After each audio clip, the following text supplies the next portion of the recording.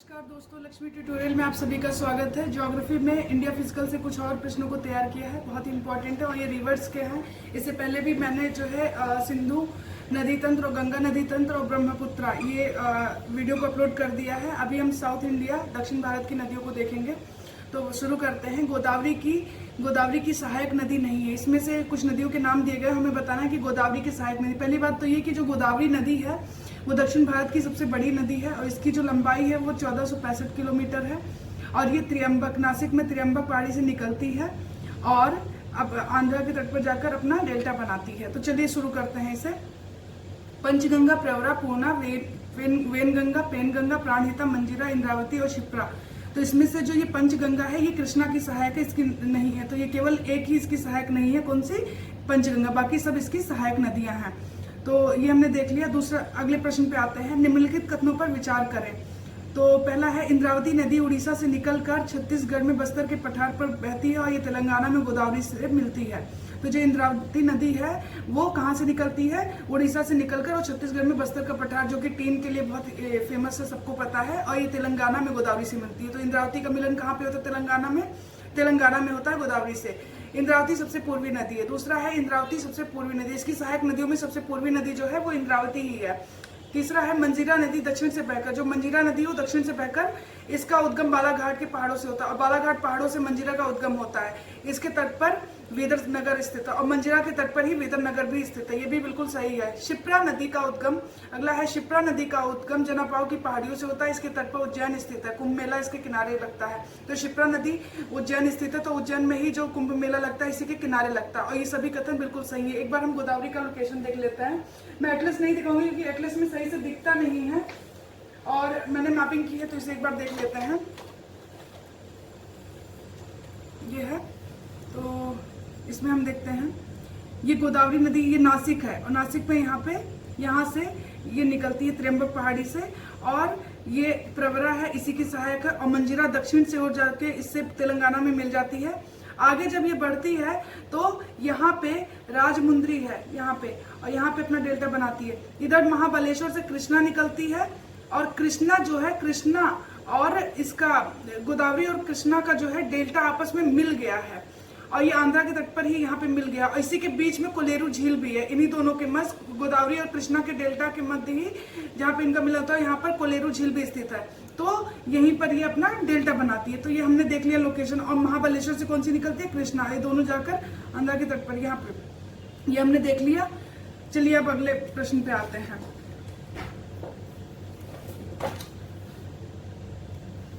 गोदावरी नदी की सबसे लंबी सहायक नदी है। गोदावरी नदी की सबसे लंबी सहायक नदी कौन सी है? वेनगंगा, क्षिप्रा, इंद्रावती, मंजीरा। तो ये जो वेनगंगा है यही इसकी सहायक नदी है। वेनगंगा इसकी सहायक नदी है। दक्षिण भारत की सबसे लंबी नदी है। दक्षिण भारत की सबसे लंबी नदी, दूसरी सबसे लंबी नदी कौन सी? पहली तो मैंने बताया गोदावरी है, दूसरी कौन सी है? कृष्णा नदी। कृष्णा नदी दक्षिण भारत की दूसरी सबसे लंबी नदी है। अगला है, निम्नलिखित में से किस नदी का उद्गम महाबलेश्वर चोटी से होता है? तो अभी मैंने आपको बताया कि कृष्णा नदी का ही उद्गम महाबलेश्वर से होता है। अगला है, कृष्णा नदी किन किन राज्यों से होकर प्रवाहित होती है? तो देखते हैं, महाराष्ट्र, कर्नाटक, केरल, तेलंगाना, आंध्र प्रदेश, तमिलनाडु। तो ये जो कृष्णा नदी है वो महाराष्ट्र, कर्नाटक, तेलंगाना, आंध्रा, महाराष्ट्र, कर्नाटक, तेलंगाना, आंध्रा, 4 राज्यों से होकर बहती है और ये दक्षिण भारत की दूसरी सबसे लंबी नदी है। अगला है, कृष्णा नदी विजयवाड़ा के पास अपना डेल्टा बनाती है। कृष्णा नदी विजयवाड़ा के पास अपना डेल्टा बनाती है। दूसरा है, गोदावरी और कृष्णा नदी पर डेल्टा आपस में मिल गया है। जो गोदावरी और कृष्णा का डेल्टा वो आपस में मिल गया है। आंध्र तट पर इसके मध्य ही कोलेरू झील स्थित है, जो कि मैंने अभी आपको मैप में दिखाया भी। तो हमें बताना है कि इसमें से कौन सा असत्य है। कोई भी असत्य नहीं है, दोनों ही कथन बिल्कुल सही है, ना तो पहला ना ही दूसरा, कोई भी असत्य नहीं है। अगला है, कृष्णा नदी की सबसे लंबी सहायक नदी। गोदावरी की तो वेनगंगा है, इसकी हमें बताना है कौन सी सहायक सबसे लंबी नदी है। तो ये जो तुंगभद्रा है, ये 2 धाराएं हैं, तुंगा और भद्रा, वो दोनों मिलकर इसका निर्माण करती है तुंगभद्रा का। तो यही जो है तुंगभद्रा इसकी सबसे लंबी सहायक नदी है कृष्णा की। अगला है, कृष्णा नदी की सहायक नदियां हैं मालप्रभा, दूधगंगा, भीमा, पंचगंगा, मूसी, कोयना। तो ये सभी इसकी सहायक नदियां हैं। मालप्रभा, दूधगंगा, भीमा, पंचगंगा, मूसी, कोयना, ये सभी हैं और मूसी के ही किनारे हैदराबाद स्थित है। अगला प्रश्न देखते हैं। ये नदियां दी गई हैं, उनके उद्गम स्थान देखते हैं कि इस नदी का उद्गम कहाँ से होता है, ये सही सुमेलित है या नहीं। पेनार नदी कोलार, तो कोलार आपको पता, कोलार की खाने कर्नाटका में, जो कि गोल्ड माइनिंग होता है यहाँ से। और दूसरा है कावेरी नदी ब्रह्मगिरी, बिल्कुल सही है। वैगाई वरुषनाथ पहाड़ी, ये भी बिल्कुल सही है। और गोदावरी नदी त्र्यंबक पहाड़ी, ये भी बिल्कुल सही है। और कृष्णा नदी महाबलेश्वर, महानदी दंडकरेय पठार, और ये सभी बिल्कुल सही सुमेलित हैं। पेनार कोलार से निकलती है, कोलार से। और कावेरी नदी ब्रह्मगिरी, वैगाई वरुषनाथ, गोदावरी त्र्यंबक पहाड़ी नासिक से, और कृष्णा नदी महाबलेश्वर चोटी से, महानदी दंडकरेय पठार से। अगला है निम्नलिखित में से दक्षिण की गंगा बोलते हैं। कावेरी नदी को दक्षिण की गंगा बोलते हैं। अगला है, और गोदावरी को बूढ़ी गंगा बोलते हैं। अगला है कावेरी नदी की घाटी को rice bowl of South India कहते हैं। बिल्कुल सही बात है कि कावेरी नदी की घाटी को ही rice bowl of India, South India कहते हैं। और दूसरा है, यह केरल, कर्नाटक और तमिलनाडु में प्रवाहित होती है। बिल्कुल, दोनों ही कथन बिल्कुल सही है। कावेरी नदी जो है उसे, और जो ये छत्तीसगढ़ में जो महानदी की घाटी है उसको भी, वो भी धान उत्पादन के लिए विश्व प्रसिद्ध है। और अगर उत्तर प्रदेश की बात करें तो वहां पे चंदौली धान उत्पादन के लिए बहुत फेमस है। तो और साउथ इंडिया की बात करें तो कावेरी नदी घाटी। अगले प्रश्न पे आते हैं। कावेरी नदी कहाँ से बहती है? केरल, कर्नाटक, तमिलनाडु। इसको लेके विवाद रहता है, सबको ही पता है कि कावेरी जल विवाद। चलिए अगला देखते हैं। निम्नलिखित में से सत्य कथन का चयन करें। शिमशा, अक्रावती, हेमवती, अमरावती, काबिनी, भवानी, लक्ष्मण तीर्थ, लोपावाहिनी। शिमशा, अक्रावती, हेमवती, अमरावती, काबिनी, भवानी, लक्ष्मण तीर्थ, लोपावाहिनी, ये नदियां हैं। उपरोक्त में कावेरी नदी की सहायक नदियां हैं, ये सभी इसकी सहायक नदियां हैं। अगले प्रश्न पे आते हैं। निम्नलिखित कथनों पर विचार कीजिए। तो देखते हैं, यह दक्षिण भारत की एकमात्र नदी है जिसे वर्ष भर जल की मात्रा बनी रहती है। ऊपरी जल ग्रहण क्षेत्र में दक्षिण पश्चिम मानसून और निचले जल ग्रहण क्षेत्र से कोरोमंडल तट पर उत्तर पूर्वी मानसून से जल प्राप्त होता है। ये दोनों ही कथन बिल्कुल सही हैं और ये कावेरी नदी के बारे में, कावेरी नदी के संदर्भ में ये कथन है। ये जो एकमात्र ऐसी नदी है जिसे दो जगह से इसे जल प्राप्त होता है। दो जगह मतलब, एक तो ऊपरी जल ग्रहण क्षेत्र में देखा जाए तो दक्षिण पश्चिम मानसून जो कि 1 जून को केरला में सबसे पहले पहुंचता है, और निचला उत्तर पूर्वी मानसून जो कि ठंडियों में जो कोरोमंडल तट पर वर्षा होती है, क्योंकि दक्षिण पश्चिम मानसून से कोरोमंडल तट पर वर्षा नहीं होती है। और दक्षिण ये जो उत्तर पूर्वी मानसून है, इससे कोरोमंडल तट जो है तमिलनाडु वाला, उसको जो है वर्षा मिलती है, और वहीं पर ही कावेरी नदी, इसीलिए कावेरी नदी वहां से होकर बहती है, और इसे भी उससे 2 जगहों से जल प्राप्त होता है, दक्षिण पश्चिम मानसून और उत्तर पूर्वी मानसून। तो एक बार कावेरी नदी का लोकेशन देख लेते हैं। ये है कावेरी नदी, ये है ब्रह्मगिरी, ब्रह्मगिरी से निकलती है, और यहाँ पर ये जो है कोरोमंडल तट, यहाँ पे शीतकाल में उत्तर पूर्वी मानसून से वर्षा होती है, और इसे यहाँ से भी वर्षा प्राप्त होती है। दक्षिण पश्चिम मानसून जो कि यहाँ पे केरला में भी इसे जो है वर्षा जल मिलता है। तो इसमें वर्ष भर इसे जल की प्राप्ति होती रहती है। तो ये हमने देख लिया। जो मैंने देखा था वैगाई नदी, तो वैगाई नदी ये रहा वरुषनाथ हिल, और यहाँ से ही वरुषनाथ हिल से ये वैगाई नदी निकलती है। अगस्त मलई चोटी है, यहाँ से निकलती है ताम्रपर्णी, और मन्नार की खाड़ी में अपना जल गिराती है, अपाक की खाड़ी में वैगाई गिराती है। तो ये हमने देख लिया इसका लोकेशन। चलिए अगला देखते हैं प्रश्न।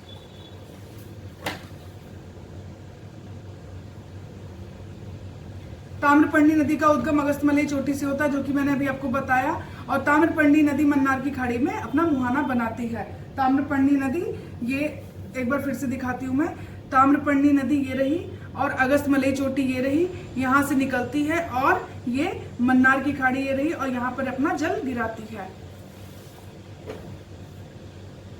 और ये दोनों ही कथन बिल्कुल सही हैं। अगला है, निम्नलिखित में से खंबात की खाड़ी में जल गिराने वाली नदियां। खंबात की खाड़ी में जो जल गिराती है नदियां, उनके बारे में हम जान लेते हैं। लूनी, माही, साबरमती, नर्मदा, गंगा, वेली, तापी। तो इसमें से लूनी तो नहीं गिराती क्योंकि ये कक्ष के रन में विलीन हो जाती है, एकमात्र नदी ऐसी है, अरावली से निकलती है। माही, साबरमती, नर्मदा और तापी, ये 4 नदियां जो है खंबात की खाड़ी में अपना जल गिराती हैं। नर्मदा और तापी को आप जानते ही हैं कि ये दोनों ब्रज घाटी से होकर बहती हैं और पश्चिम की ओर जाकर खंबात की खाड़ी में अपना जल गिराती है। माही जो है राजस्थान में जो ये है ट्रॉपिक ऑफ कैंसर, उसको 2 बार क्रॉस करती है, कर्क रेखा को 2 बार क्रॉस करती है, तो ये माही नदी है। और तापी, तो माही, साबरमती और तापी, नर्मदा, ये 4 नदियां खंबात की खाड़ी में अपना जल गिराती हैं। अगला है, ये कथन दिए गए हैं और हमें बताना किसके संदर्भ में। यह नदी प्रायद्वीपीय भारत की नदी समुद्र तट पर नहीं पहुंचती। ये प्रायद्वीपीय भारत की नदी है जो कि समुद्र तट पर नहीं पहुंचती है। यह नदी कच्छ के रण में विलीन हो जाती है। किसके बारे में? अभी मैंने बताया था लूनी नदी, तो ये लूनी नदी के बारे में कह रहा है, कच्छ के रण में विलीन हो जाती है। तो ये लूनी नदी के बारे में था। एक बार हम इसका लोकेशन देख लेते हैं।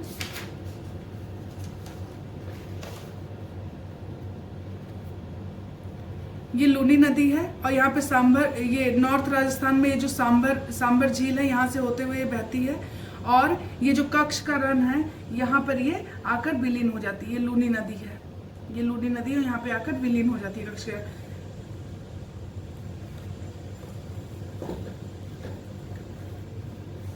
अगले प्रश्न पे आते हैं।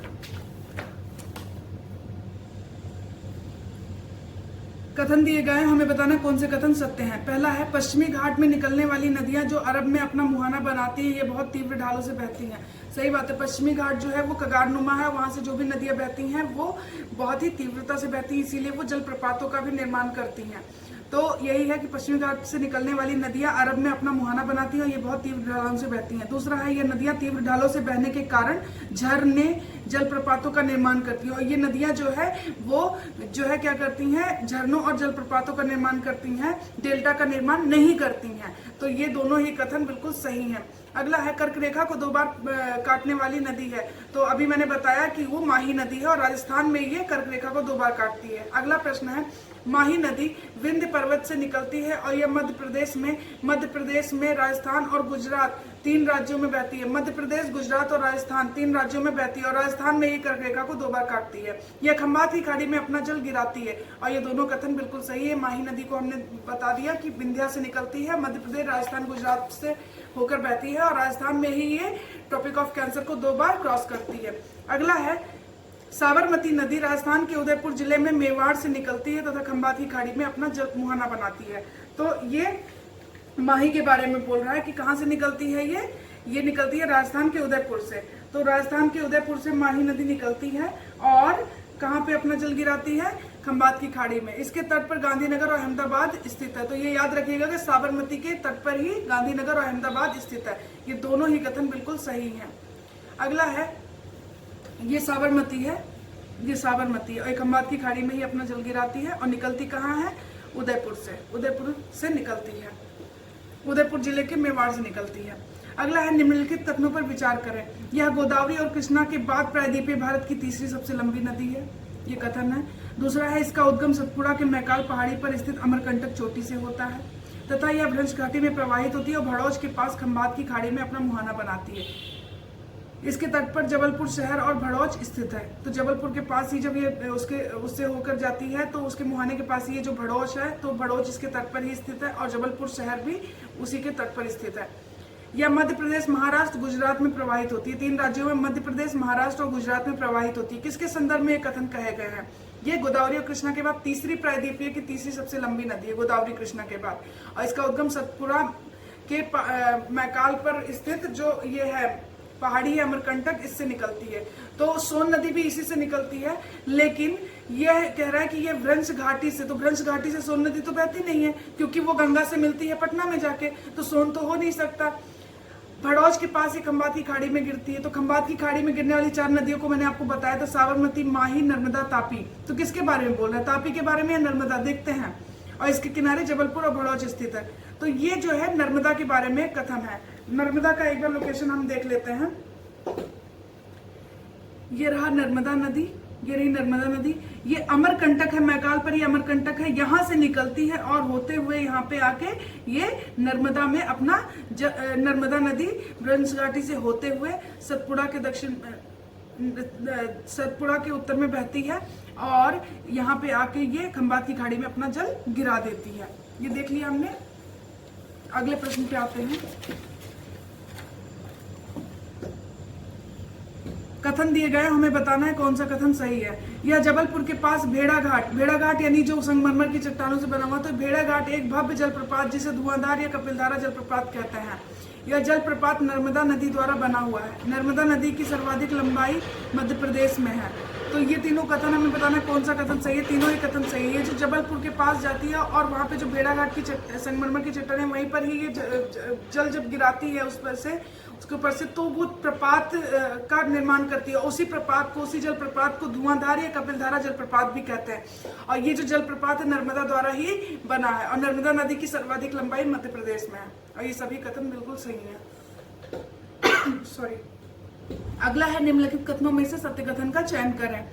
तो पहला कथन देखते हैं। तापी महादेव पहाड़ी से लगे हुए बैतूल पठार से निकलती है तथा सतपुड़ा के दक्षिण में अपने भींस घाटी में प्रवाहित होती है। दूसरा है, यह सूरत के समीप खंबात की खाड़ी में अपना जल गिराती है। सूरत तापी के मुहाने पर स्थित है और नर्मदा के मुहाने पे भड़ौच और जबलपुर स्थित है। तो इसके जो तापी है इसके मुहाने पर सूरत स्थित है। तो एक बार तापी का लोकेशन देख लेते हैं। ये तो दोनों कथन ठीक बिल्कुल सही है। ये रही तापी नदी, ये रही तापी नदी। और तापी नदी कहाँ से निकलती है? महादेव पे ये कह रहा है तापी महादेव में लगे हुए बैतूल पहाड़ी से। तो ये महादेव है, महादेव हिल्स है और यहीं पर ये बैतूल है, यहाँ से निकलती है तापी और खंबात की खाड़ी में अपना जल गिराती है और सूरत यहीं पर ही स्थित है। तो ये हमने देख लिया तापी के बारे में और ये दोनों कथन बिल्कुल सही है। अगला है, उकाई और काकरापार जल विद्युत परियोजनाएं किस नदी पर स्थित है? नर्मदा, तापी, साबरमती, लूनी। तो ये जो तापी नदी है इस पर उकाई और काकरापार जल विद्युत परियोजनाएं स्थित है। जो ये प्रायद्वीपीय की जो नदियां हैं जो पश्चिम की ओर बहती हैं और जो पश्चिमी घाट से बहने वाली नदियां हैं ये बहुत ही तीव्रता से बहती हैं और इसीलिए जो ये नदियां हैं ये इन्हीं की वजह से जो जल विद्युत परियोजनाओं का बहुत विकास हुआ है। तो ये जो उकाई और काकरापार है ये जल विद्युत परियोजना है और ये जो है तापी नदी पर ही स्थित है। अगला देखते हैं, उकाई काकरापार याद रखिएगा, इंपॉर्टेंट है। अगला है, गोवा की राजधानी पणजी किस नदी के तट पर स्थित है? मांडवी, जुआरी, सतरंजी, मादर। गोवा की राजधानी कहाँ पर स्थित है? तो ये जो है स्थित है मांडवी। इसका भी लोकेशन एक बार देख लेते हैं।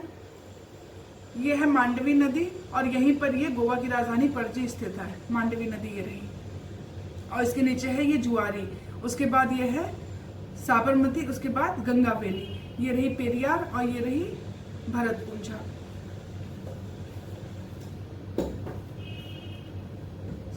अगला है, सह्याद्री से निकलकर अरब सागर में अपना जल गिराने वाली नदियां। सह्याद्री से निकलती हैं और अरब सागर में अपना जल गिराती हैं, उन नदियों के नाम है सतरंजी, मादर, मांडवी, जुआरी, शरावती, गंगा वैली। ये सभी नदियां, सतरंजी नदी, मादर नदी, मांडवी नदी, जुआरी नदी, शरावती नदी, गंगा वैली, ये सभी जो है कहाँ पे गिराती हैं अपना जल? अरब सागर में गिराती हैं। अगला है, कर्नाटक राज्य में जोग और गरसोप्पा या महात्मा गांधी जलप्रपात स्थित है। कर्नाटक में जोग या गरसोप्पा या महात्मा गांधी एक ही जलप्रपात को 3 नाम दिए गए हैं। तो ये किस नदी पर स्थित है? शरावती, नर्मदा, गंगा वैली, पेरियार। तो ये शरावती नदी पर स्थित है, शरावती नदी पर ही स्थित है ये गरसोप्पा जलप्रपात या फिर महात्मा गांधी जलप्रपात। अगला प्रश्न है, केरला राज्य की सबसे बड़ी नदी है? भरतपुंजा, पेरियार, पंबा, कावेरी। तो ये जो भरतपुंजा है यही जो है केरला का सबसे बड़ा नदी, केरला की सबसे बड़ी नदी है। पेरियार और पंबा भी इसकी नदियां हैं, पेरियार और पंबा भी इसकी नदियां हैं। निम्नलिखित में से सत्य कथन का चयन करें। भारत का सबसे ऊंचाई पर स्थित जलप्रपात कुंचिकल जलप्रपात है। भारत का सबसे ऊंचा और सीधा गिरने वाला जलप्रपात जोग जलप्रपात है, जो कि शरावती नदी पे इससे बताया ही था मैंने। इसकी ऊंचाई 271 किलोमीटर है। ये दोनों ही कथन बिल्कुल सही है। याद रखिएगा, भारत का सबसे ऊंचाई पर स्थित जलप्रपात कुचिकल है, लेकिन भारत का सबसे ऊंचा और सीधा गिरने वाला जो जलप्रपात है वो है जोग जलप्रपात। जोग जलप्रपात जिसे महात्मा गांधी या गरसोप्पा भी कहते हैं। और ये दोनों ही कथन बिल्कुल सही है। तो आज के लिए इतना ही। Thank you so much. अगर आपको वीडियो अच्छा लगता है तो प्लीज़ लाइक और सब्सक्राइब करें। Thank you.